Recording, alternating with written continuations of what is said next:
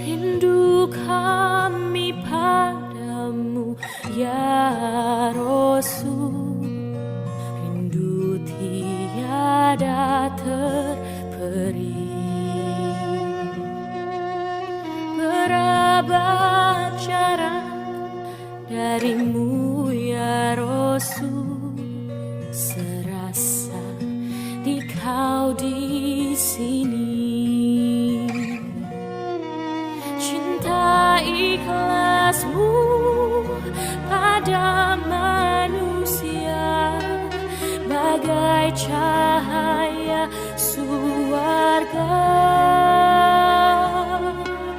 Dapatkah kami membalas cintamu secara bersahaja?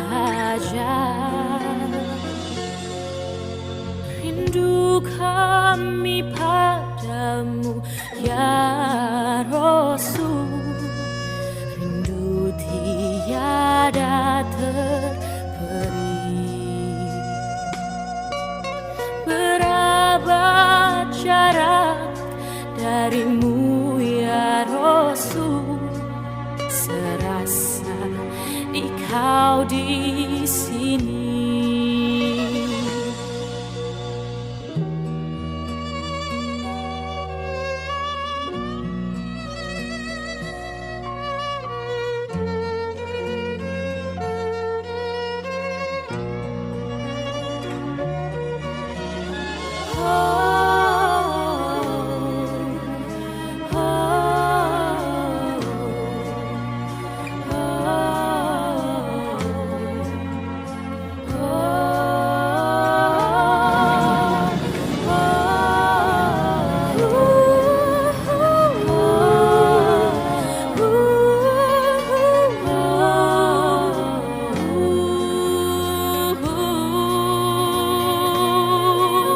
Cinta ikhlasmu pada manusia bagai cahaya surga. Dapatkah kami membalas cintamu secara bersahaja? Wa sayyi'ata a'malina may yahdihillahu fala mudilla lahu wa may yudlilhu fala hadiya lahu. Asyhadu an la ilaha illallah wahdahu la syarika lahu wa asyhadu anna Muhammadan abduhu wa rasuluhu. Judul ini saya mengutip dari sabda Nabi, arahan Nabi kepada sahabat. Seorang sahabat yang bernama Sufyan bin Abdullah As-Saqafi, ia berkata kepada Rasulullah, hadis ini ceritakan kepadaku, katakan padaku, biamrin, dengan sesuatu perkara, ahtasimu bihi, yang aku akan pegang teguh selama hidup. Itu. Jadi sahabat ini minta arahan kepada Rasul, minta petunjuk ya. Coba katakan pada yang itu bisa jadikan pegangan sepanjang hidup. Gitu.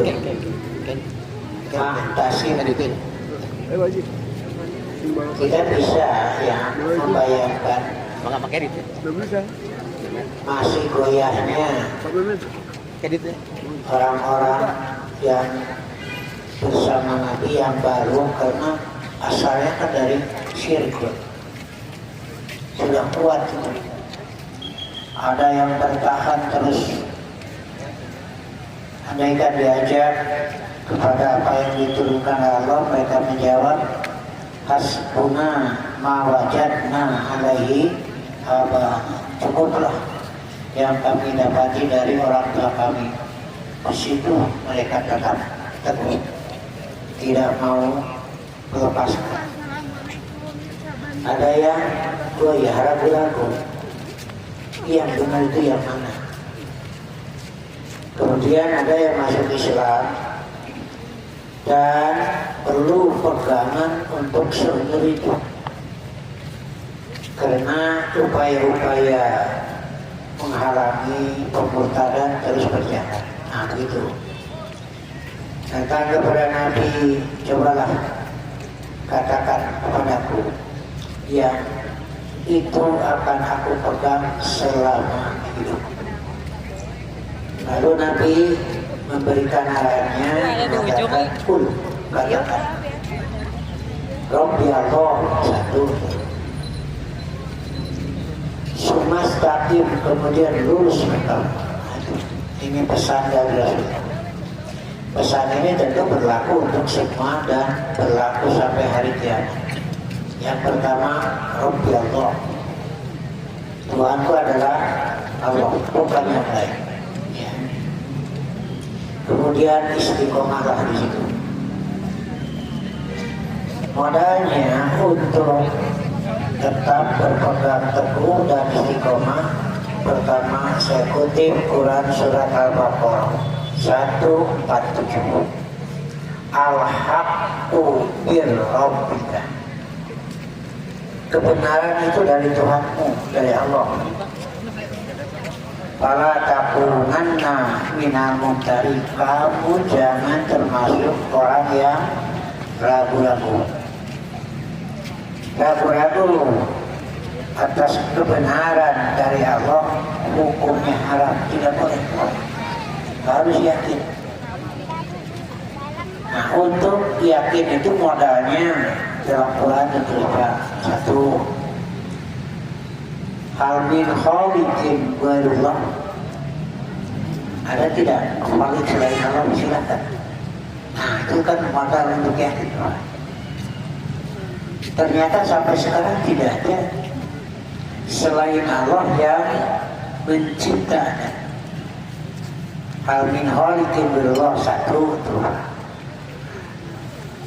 Kedua, apakah ada yang memberi rizki kepada kamu selain Allah?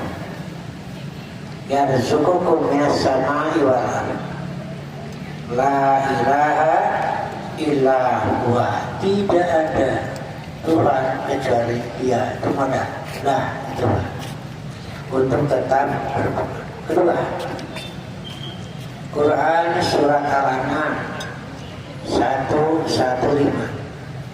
Wa tammat kalimatu rabbika sidqan wa adlan la mubaddila li kalimati wa huwas samiul alim. Telah sempurnalah kalimat Tuhan dalam kurung Al-Quran sebagai kalimat yang benar dan adil. Tidak ada yang dapat mengubah kalimat-kalimat itu. Jadi satu sikon benar, jujur, tidak ada kebohongan sama sekali dalam Quran itu, dan adil dalam penetapan hukumnya. Adil di dalam kabarnya, benar, jujur dalam kabarnya, adil di dalam penetapan hukum. Silakan untuk dibuktikan mana kedoliman dari aturan Allah. Gitu. Sidqun fil akhbar wa adlan fil ahkam kulluhu haqqun wa sidqun wa adlun wa hudan laisa fihi mujazafah wala kadhib wala iftirah. Nah, gitu. Ini modal-modalnya. Karena itu pegang itu, karena ini yang sudah jelas benarnya, sudah jelas adilnya gitu. Nah, tinggal bagaimana penerapan sehari-hari. Ya, kalau yakin syariat Allah itu benar, ya kita ungkap sedikit lah. Pertama, masih ada yang ragu sehingga harus ditambah. Padahal Allah menyatakan sudah sempurna. Kalau sempurna ada kekurangan tidak? Tidak, tapi harus ditambah itu. Karena merasa perlu ditambah. Kemudian ada juga karena hawa nafsu duniawi. Maaf ya, saya singgung sedikit. Urusan waris sudah jelas, sudah ada dalam Quran dan Sunnah. Tapi kadang-kadang orang atau yang kebagiannya sedikit merasa tidak puas dengan putusan itu. Akhirnya muncul gugatan-gugatan terhadap syariat. Sebagai contoh saja, sekarang kan zaman sudah maju. Kenapa waris bagi laki-laki 2 bagian, perempuan 1 bagian? Nah, sekarang ada gugatan itu. Jadi sekarang mah laki-laki dan perempuan disamakan saja. Itu. Karena sudah tidak sesuai dengan zaman. Itu. Jadi Quran disesuaikan dengan zaman atau hancur Pak, karena zaman terus berubah, rusak. Bisa di sini lah, pegang teguh. Iya, dengan alasan laki-laki perempuan sama, apa istilahnya itu, Eman, Sulaiman. Ya. Fakul ma'abarobihi fa'akul la miryatan fihi wala syakka. Tidak ada keraguan. Yang ragu-ragu haram hukumnya. Karena sudah yakin benarnya. Gitu. Maka setiap yang Allah perintahkan itu adalah keadilan. Tidak ada perintah Allah yang terdapat unsur kezaliman. Dan setiap yang Allah larang itu adalah kebatilan. Itu maksadan. Itu sudah jelas gitu ya. Jadi lakukan apa yang diperintah sesuai kemampuan. Dan jangan sengaja memberat-berat diri dalam pelaksanaan agama. Karena itu syariat Allah dinyatakan wasaton. Wasaton itu sedang-sedang. Ya, dan semua perintah Allah bisa dilaksanakan karena tidak ada tuntutan Allah yang berat di luar kemampuan. Tidak ada, ya. Begitu. Karena itu adalah kita terima, yakinkan itu benar satu Pak. Saya sering juga dikomplain Pak. Kadang-kadang kalau dialog itu ya marah ya. Sampai menunjuk kepada saya itu sombong katanya. Merasa paling benar. Gitu Pak. Dari eleh itu gitu Pak. Karena saya yakin kalau Quran Sunnah kan dari Allah. Mau eleh Pak, hasil pikiran orang. Tidak akan kalah oleh hasil pikiran manusia, kan ini dari Allah. Saya berhujah dengan menggunakan hujah dari Allah, gitu Pak. Ketika saya mau diskusi bab jin itu, ya, saya dulu bilang begini, Anda tidak akan menang diskusi dengan saya. Kenapa? Saya pakai Quran Sunnah, Anda mah pakai tahoyul khayalan. Masa tahayul mengalahkan keracunan? Nah begitu Pak. Nah nunjuk yang marah itu gak Pak. Mending asap benaran awe gitu. Gitu Pak, nunjuk. Saya jawab, lamun masa salah tinggalkan itu. Nah sobat, belajar mikir sedikit ya. Kok merasa paling benar? Itu saya jawab, kalau Anda merasa salah, tinggalkan. Ya, karena harus. Dua, bukan kesombongan, tapi diperintah. Mesti yakin, jangan ada keraguan ketika melaksanakan Quran dan Sunnah itu. Ya harus yakin. Nabi malah memerintahkan dah ma yuri bukan ila mala yuri bukan, tinggalkan yang meragukan kamu, pindah kepada yang yakin. Itu diperintah. Nah, bagaimana cara membagi? Pertama begini, jika urusan dunia ya, kata Nabi silakan, terserah kamu, hari ke hari maka tidak melanggar syariat. Urusan dunia silakan, tapi urusan agama padaku kata. Ya, nah, sedangkan hasil akal manusia, rasa manusia itu hanya sampai tingkatan perkiraan, disebut don.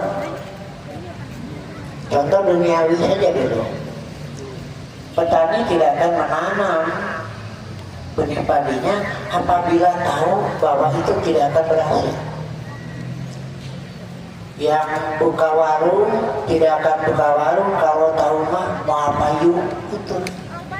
Karena buka warung karena perkiranya laku kan. Masyhur pengusaha di sini bangkrut. Kalau tahu mau bangkrut pada mau itu berarti itu hasil perkiraan. Mohon maaf nih kalau ada dokter ya. Dokter kan memberikan obat itu bukan kepastian. Makanya dokter bilang minggu depan kesini lagi untuk diperiksa apa dosisnya ditingkatkan atau dikurangi. Nah artinya bukan kepastian ya gitu. Ulah sok suudon ke dokter ajarkan dan ala duit tidak ada gangguan itu mau lihat hasilnya ala duit nomor hiji. Nah itu urusan dunia tidak bisa jadi pegangan Pak, urusan dunia juga karena hanya perkiraan. Kalau tahu pesawat itu akan jatuh, tidak akan jadi Pak berangkatnya. Banyak kecelakaan pesawat jatuh karena tidak tahu kepastiannya. Sudah daftar mau ikut piknik ke Pangandaran, yang luput, yang bala-bala, pegawai ibu-ibu semangat, daftar sudah, bayar sudah, ternyata subuhnya tidak jadi berangkat. Kenapa? Sakit perut. Kalau tahu subuh akan sakit perut kan tidak akan daftarnya juga ya. Itulah. Makanya di surat Luqman ayat terakhir, wa ma tadri nafsum madza taksibu. Tidak ada seorang jiwa pun yang tahu apa yang akan terjadi hari esok, kepastian tidak. Artinya manusia itu hanya berdasarkan perkiraan, bukan kepastian. Coba. Nah sekarang agama, justru agama itu dikira-kira kalau bukan dari Quran Sunnah. Kan yang pasti dari Allah, Quran Sunnah. Ketika agama bukan dari Quran Sunnah berarti hasil perkiraan manusia. Gitu ya. Nah, sedangkan perkiraan tidak bisa dijadikan pegangan untuk kebenaran. Wa inadzonna la yughni minal haqqi syai'an. Tuh. Nah, tinggalkan. Makanya akal jangan ikut campur mengatur urusan agama. Tinggal terima apa adanya. Kan itu yang yakin dari Allah. Ali bin Abi Thalib mengatakan, kalau agama dengan pikiran, rohyu, tentu ketika berwudu tidak membuka sepatu boleh kan? Ketika safar sampai 3 hari malam, diusap saja atasnya. Tapi sepatunya yang menutup mata kaki. Ketika memasukkan kaki ke sepatu dalam keadaan suci. Nah, nanti ketika mau wudhu boleh tidak membuka sepatu, diusap atasnya saja. Kata Ali bin Abi Thalib, kalau agama dengan pikiran, maka mengusap sepatu itu lebih pantas bawahnya. Paling kan kotor mah. Tapi kenapa? Di sini Pak, ya sudah. Yakini yang dari Allah itu benar, jangan ada keraguan sedikit pun ya. Nanti banyak masalah, belajar sedikit Pak ya. Gini, kalau Bapak tadi sudah sholat subuh, suci dari atas dan sudah mandi, ada yang wudhu ya, lalu datang ke sini, lalu beraktivitas, datang waktu duhur, Bapak ragu-ragu batal tidak sholat paksa. Batal tidak, yang yakin sudah wudhu. Kan sudah tadi. Pegang yang yakin, itu Pak. Jangan berpegang pada keraguan. Yang diragukan itu batalnya. Tapi yang yakin Bapak sudah berwudhu tadi. Jangan ikuti keraguan. Yang yakin saja, Bapak sholat sah. Rek wudhu bisa batal atau lain ilmu atau apa? Rek wudhu bisa batal kan bukan ilmu itu. Nih arahan dari Quran Sunnah. Nabi mengatakan pegang yang yakin, tinggalkan keraguan. Yang yakin sudah wudhu tadi. Yang diragukan itu batalnya. Baru kalah yakin mesti dengan yakin lagi. Mencek batu ibu teh patah dibatal supaya itu tarik sorana, nah baru karena yakin batal gitu ya. Ragu-ragu apakah sudah wudhu atau belum, jika salat tidak sah karena yang yakin belum wudhu. Begitu Ustaz orang, nah begitu caranya memindahkan dari ragu-ragu kepada yakin. Duit asal 50.000 asal 100, tapi datu mawa tidak bisa. Nah itu dalam segala bisa. Sudah ada keterangan yang meyakinkan. Kemarin masih juga ada yang tanya pertama benar tidak yang termaktub di kalender bahwa Idul Adha 10 Dzulhijjah berbetulan pada hari Jumat. Ini sudah hasil menghitung. Saya tanya, berarti yakin ini benar? Yakin secara ilmu, ya udah. Kita jangan berwahana. Nah itu. Kebetulan juga ada dari Kementerian Agama, waktu itu saya cuma ngeriwe. Nah, kepada Kementerian Agama, saya mah cuma usul kesalahan terkursi lagi sepatu itu tuh ke versi gitu. Cuma beliau senyum saja. Kalau aturan pemerintah kan mesti ada sidang isbat. Tapi kita sudah menetapkan di kalender tanggal 6 berbenturan pada hari Jumat. Itu Pak. Nah, bagi bapak-bapak yang sholat Id boleh tidak Jumat. Boleh tidak Jumat. Diganti dengan duhur tidak Pak, kan sudah itu. Jadi boleh tidak Jumat, tidak duhur, tidak ada kan, Pak. Masih juga ada yang melaksanakan duhur atau lainnya ya, satu pengganti itu ya. Jadi nanti yang sholat Id pagi bapak-bapak boleh tidak Jumat. Kalau mau Jumat silakan, dapat pahala bagus. Tapi tidak Jumat pun tidak apa-apa. Apakah mesti salat duhur? Tidak. Ya langsung saja nanti asal itu. Langsung sibuk ngurus udhiyah nanti. Ya sibuk ngurus udhiyah. Bukan sibuk Pak, dalil. Rek sibuk rek entu. Pokoknya untuk sholat Id pagi siangnya boleh tidak. Alasannya bukan sibuk ngurus daging, bukan Pak. dalil. Nah begitu Pak. Dan minta ngurus daging kumaha? Iya boleh beda Jumat. Dua. Nanti mungkin beredar lagi. Ada bukti yang menyatakan saumnya dari tanggal 1 9 hari. Hadis-hadisnya dhaif itu tidak bisa dipakai Pak. Yang sahih ialah 1 hari, bukan 9 hari, tapi hari ke-9. Ya, bukan 9 hari, tapi hari ke-9. Hari-hari ke-9 berapa hari? Makanya 1 hari itu juga hukumnya sunat. Kalaupun tidak saum ya tidak berdosa, kan sunat hukumnya. Cuma kalau saum itu nilainya tinggi sekali. Jadi bukan 9 hari. Karena ada nanti buletin yang menyatakan 9 hari. Itu juga dhaif, pemahamannya juga dhaif. Kita tidak menggunakan yang dhaif.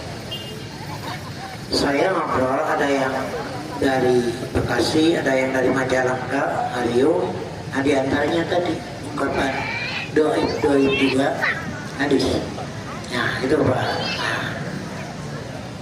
Lalu saya tanya begini, antum siap tidak beralasan di hadapan Allah pada hari kiamat dengan hadis dhaif? Silakan.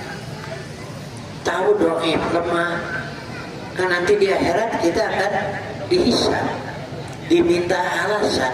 Siap tidak antum di hadapan Allah nanti menyodorkan alasan yang lemah? Cari cinglah yang terserah, silakan.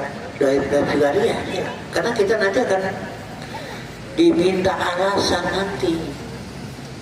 Nah, untuk alasan yang diterima oleh Allah, Allah sudah turunkan, yaitu Quran dan nah itu alasan untuk beramal.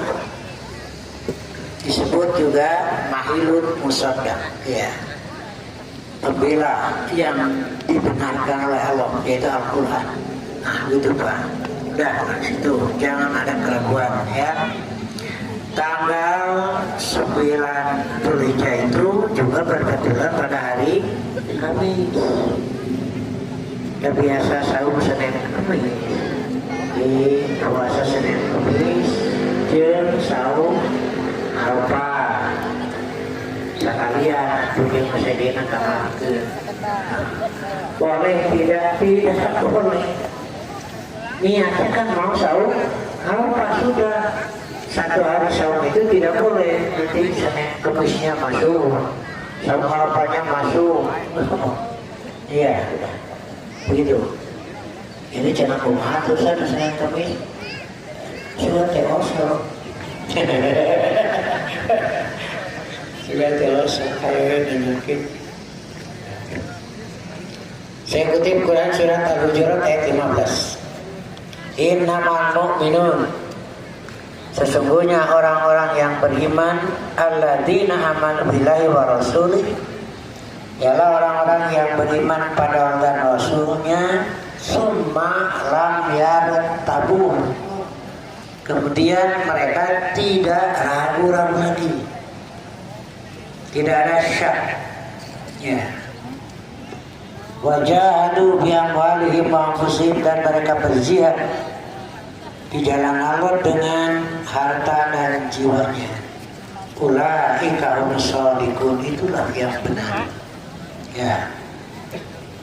Kaitan dengan udhiyah dan haji kemarin kami bersidang terbatas karena ada wacana dan juga ada yang sudah menyatakan setuju bagi yang berangkat ibadah haji yang dari Indonesia melaksanakan ibadah haji tamattu, umroh dulu, selesai umroh baru berhaji.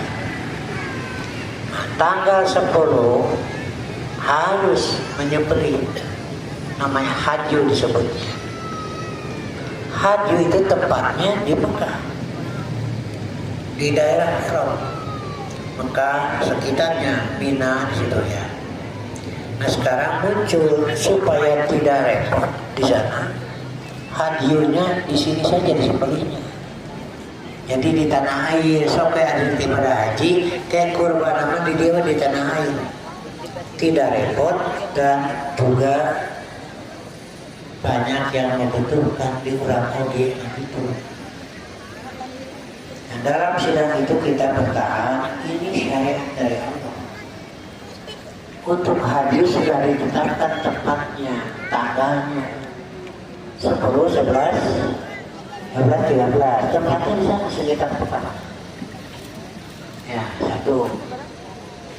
Alasan Nabi dan para sahabat berangkat ibadah haji, ada yang bawa kambing, ada yang bawa unta untuk haji dari Madinah ke Mekah. Kalau boleh disembelih di tempatnya sendiri, tekudu nuntun karena cara diparencin ke keluarga. Ya. Yang kedua, bagi yang ibadah haji tamattu tidak bisa menyembelih hewan kurban, mungkin uangnya habis atau tidak ada hewan kurban, maka adalah saum 3 hari di sana. Nanti kalau kembali saum 7 hari, disebut saum tamattu. Kalau boleh disembelih di sini tidak akan terjadi syariat saum 3 hari di sana. Kenapa? Karena kan di sini mah mudah bisa dilaksanakan. Nah, karena itu saya menekankan jangan diubah. Ini putusan dari Quran. Dan sebelum berangkat ibadah haji, dari kita versi sudah menghubungi perwakilan di sana. Mereka lah yang menyediakan berangkat. Nah, begitu ya. Ini syariat yang tidak boleh diubah-ubah. Yakini kebenarannya. Tidak ragu-ragu, tidak goyah, tapi teguh. Istiqomah dalam kebenaran dari Allah. Ketika orang bertahan, anggarwe seperti ungkapan tadi, hasbuna ma wajadna alaihi abana, page itu bukan istiqomah, disebutnya jumur. Jika orang tetap bertahan dalam salah, disebutnya jumur. Kalau orang tetap bertahan dalam kebenaran, disebut sabar, teguh. Jika tetap lurus di jalan kebenaran, disebut istiqomah. Nah, gitu. Saya ulang ini. Ketika kiblat dipindahkan oleh Allah, tadinya berkiblat ke Masjidil Aqsa hampir 16 bulan. Nabi merasa tidak enak sekiblat dengan yang berbeda akidah. Itu kan kiblat Yahudi. Nah, lalu Allah perintahkan fawalli wajhaka syatral Masjidil Haram. Seketika Nabi berbalik ke Masjidil Haram. Ada yang ikut salat bersama Nabi, pulang di perjalanan masih ada yang sholatnya menghadap ke Masjidil Aqsa, langsung berteriak, kiblat sudah pindah ke Masjidil Haram. Sedang salat berputar 180 derajat. Nah, peristiwa itu diabadikan di masjid yang sekarang disebut Qiblatain. Itu peristiwanya begitu. Nah, orang Yahudi memberikan tanggapan sambil mengejek, Muhammad tidak istiqomah. Muhammad dan pengikutnya tidak istiqomah. Yang menghadap ke Masjidil Aqsa sekarang ke Masjidil Haram. Nah, ini catatan pelajaran kita. Yang disebut istiqomah itu bukan masalah dohir menghadapnya, tetapi tetap berpegang pada kebenaran walaupun harus berbalik arah. Nah begitu Pak. Ini istiqomah itu ya, yang seringkali kurang dipahami. Saya kutip juga surat An-Nisa. Firman Allah, ya ayuhan nas qad ja'akum burhanun min rabbikum. Wahai manusia, telah datang burhan. Burhanun itu keterangan yang meneguhkan hati ketika beramal. Itu burhan namanya. Dan menghilangkan keraguan-keraguan, tiada lain adalah Quran. Itu Pak, dan sunnah. Mungkin saya ulang, saya pernah sholat di Cimalaka. Saya mau ngaji ke Majalengka kalau tidak salah. Nah, selesai sholat, istirahat antara masjid, waktunya agak leluasa saya itu. Tapi saya sholatnya kosong. Teka hatinya Pak. Piknik ke Pangandaran, dahareun mawa, duit mawa, ngadon ulin. Waktu selesai, tapi sholat kosong. Ya. Di tempat sendiri sedang sibuk, keliru, boleh kosong. Nah, di situ makanya jangan akal. Nah, ikut kantor. Waktu itu ada yang negur pada saya tuh. Orang tua, ya boleh sholat naon jambil dengan sakedeun.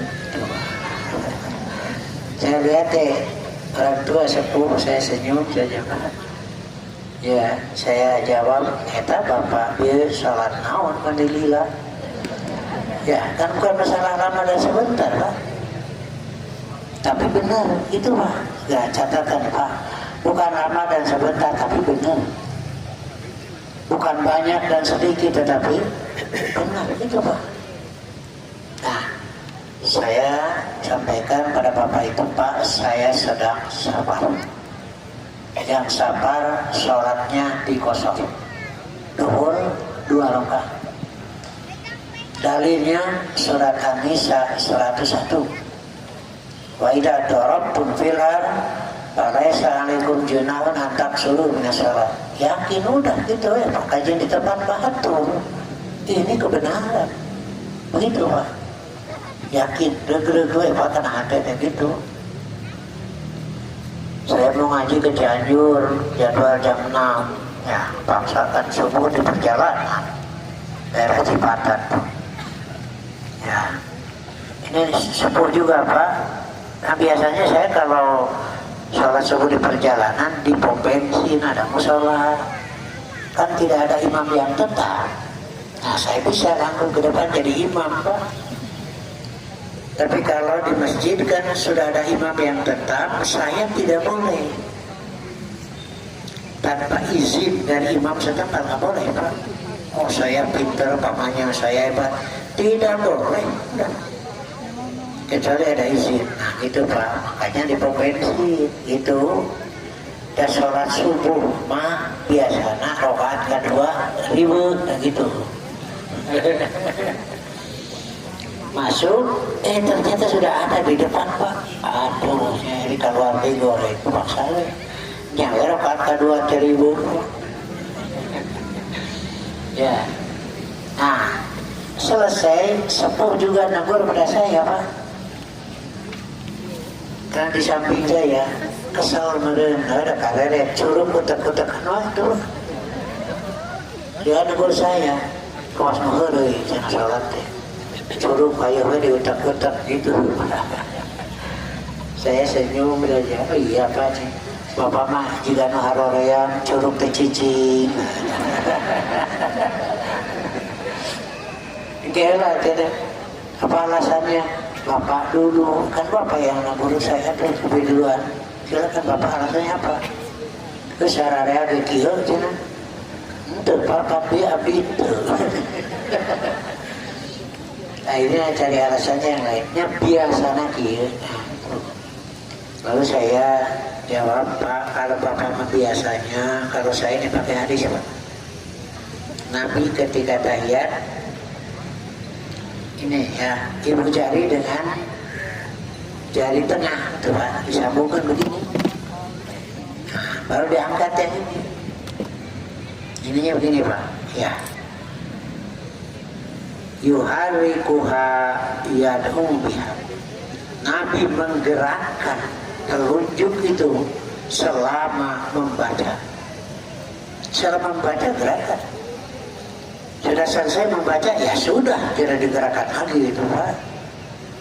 Pamannya sampai innaka hamidum majid, masih ada kan doa Allahumma inni a'udzubika min adzabi jahannam wa min adzabil qabri wa min fitnatil mahya wal mamat wa min fitnatil masiihid. Selama membaca mah gerakan gitu aja Pak. Nah, makmum biasanya sok lebih dulu selesai baca tahiyat, kan ada buat imam belum. Nah, apakah digerakkan? Tidak. Pokoknya menggerakkan itu selama membaca. Kalau sudah berhenti membaca, berhenti menggerakkannya. Nah itu cinta patah hadisnya. Ya mudah saja saya berangkat ke Necana Malikir. Nah itu Pak. Ya kan ini mau urusan agama itu Pak. Ya. Kemudian saya kutip juga, orang yang beriman dengan penuh yakin dimisilkan bagaikan membangun bangunan di tempat yang kokoh, bangunannya kokoh, kuat. Tentu akan tentram tinggalnya, tentram tidurnya, karena bangunannya kokoh.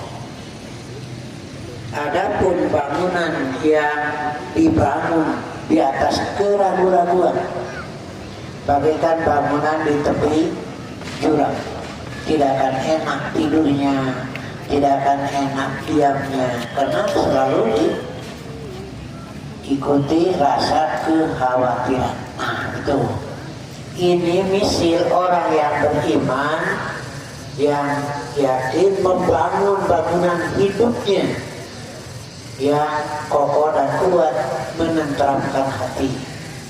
Sedangkan yang tidak beriman, mereka membangun bangunan hidup di atas keraguan-raguan. Tidak akan tenang, tidak akan tumakninah ketika tinggalnya itu. Nah begitu. Dan juga ya terakhir ini ya, saya kutip Quran surat Hud ayat 115 berkata. Jadi juga saya kutip pertama, kita selalu mohon kepada Allah agar dijaga jangan sampai keluar dari petunjuk. Rabbana la tuzigh. Nah itu silakan, boleh doa itu dipanjatkan ketika sujud. Rabbana la tuzigh qulubana itu kan ayat Quran. Katanya tidak boleh baca Quran ketika sujud. Bukan baca Quran, berdoa. Mengambil redaksinya dari boleh. Malah boleh dengan bahasa sendiri. Karena Nabi tidak menentukan harus doa yang ini tidak dalam sujud. Tapi Nabi memerintahkan perbanyaklah doa ketika sujud. Nabi tidak menetapkan redaksinya, artinya silakan boleh. Dengan bahasa sendiri boleh. Maksudkan bahasa Arab kelasnya boleh. Maka butuh roba, iya udah silakan dengan bahasa sendiri. Ya. Katanya tidak boleh ada kalamun nas. Yang dimaksud tidak boleh kalamun nas itu omongan yang ditujukan kepada sesama manusia. Kalau doa bukan kepada Allah, walaupun dengan bahasa sendiri silahkan, boleh. Yang tidak boleh itu ada omongan yang ditujukan kepada sesama. Contoh, sedang sholat berjamaah bersin, boleh mengucapkan alhamdulillah. Ya di mana? Boleh, kenapa? Karena alhamdulillah itu yang ditujukannya kepada Allah. Yunaji rabbahu. Yang di sampingnya jawab, ya kamu kalau tidak boleh gitu Pak. Kenapa? Karena ini mau ucapan ditujukan kepada paham ya. Jadi yang bersin ketika salat mengucapkan alhamdulillah boleh. Karena itu yunaji rabbahu dengan Tuhan. Nu gigireun Nah jawab, ya kalau tidak boleh, Pak. Kenapa? Karena ini omongannya ditujukan kepada sesama. Nah begitu, paham ya? Terkajut. Ya. Kemudian nih pesan dari Nabi dalam pelaksanaan syariat. Hadis riwayat Al-Bukhari, Pak. Ya, saya kutip tafsir dari Al-Wasiti mengenai ayat-ayat ini.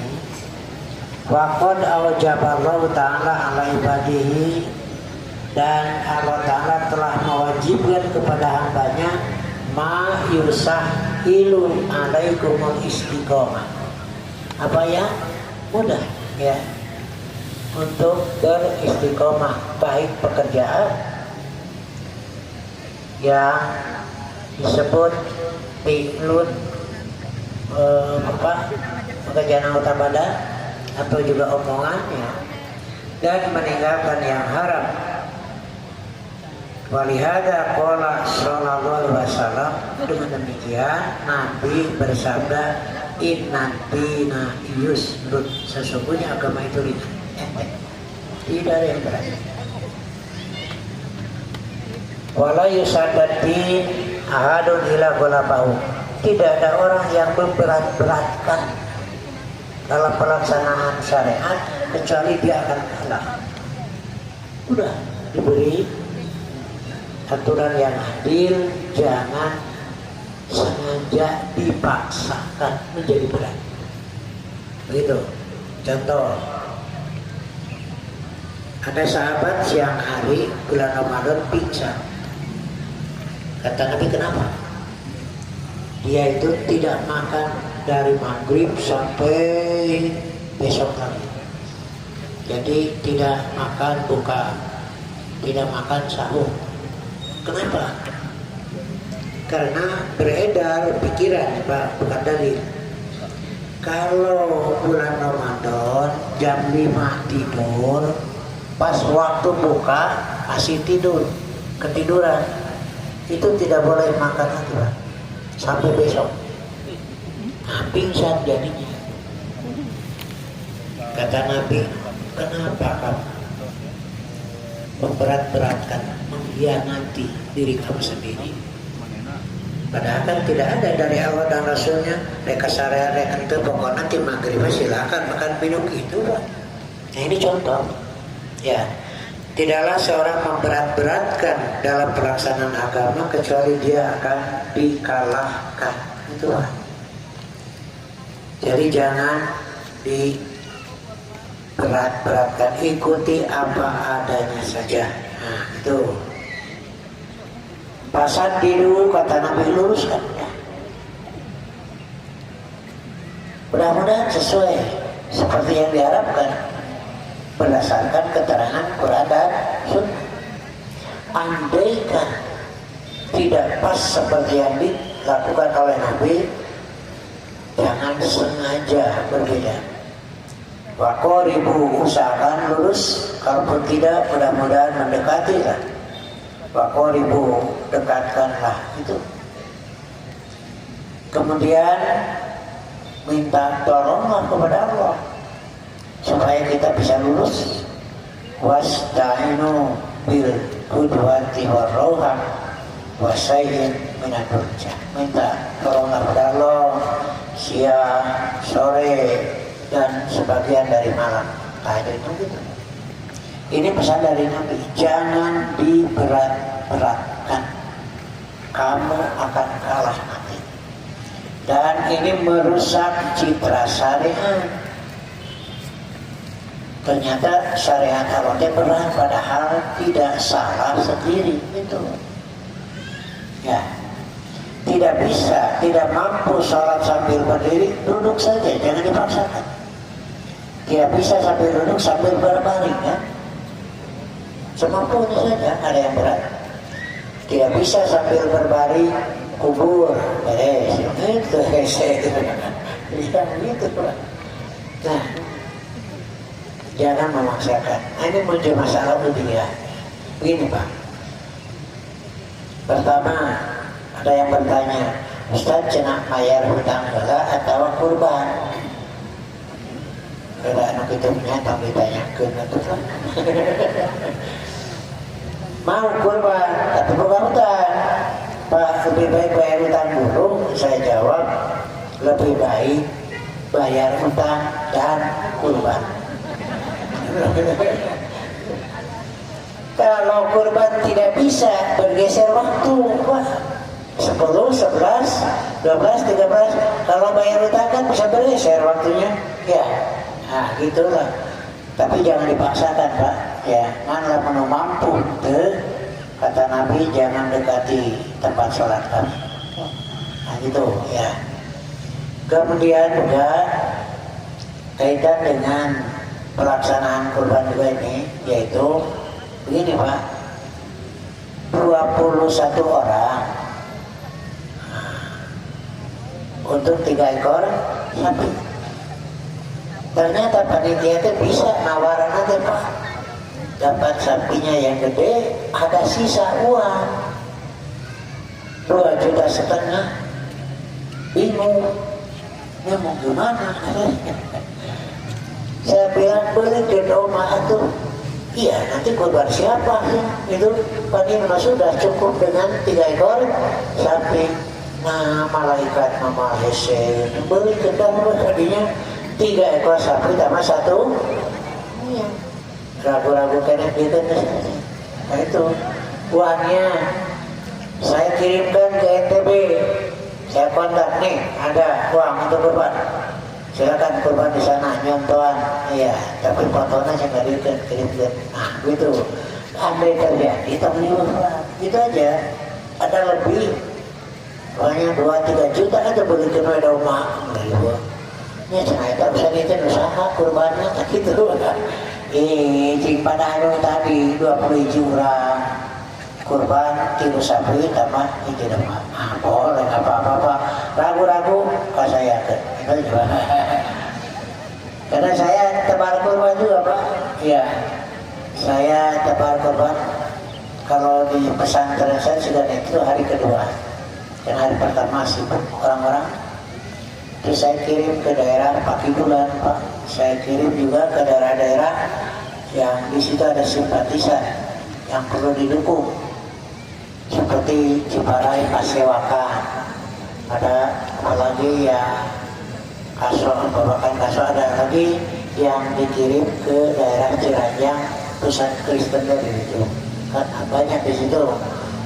Ya, channel umat Islam, anggota PSI juga banyak. Nah, saya juga merayakan gitu. Udah beres ya? Ya. Jadi tadi sudah diumumkan, sementara ini saya diminta ngokolotan pesantren. Jadi mau dirama sesepuh ada nanti itu nalinya di pesantren Persis di Ganitri nomor 84. Sementara saya diminta untuk ya jadi aki-aki moyang gitulah. Ya sopan bayar itu gitulah ya. Mudah-mudahan ada manfaat untuk kita semua, dan saya yakin anak kita harus diberi dasar agama yang kuat.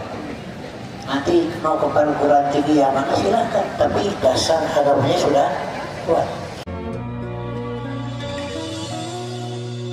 Rindu kami padamu ya Rasul, rindu tiada terperi. Berabad jarak darimu ya Rasul, serasa di kau di sini. Cinta ikhlasmu pada manusia bagai cahaya surga. Dapatkah kami membalas cintamu secara bersama?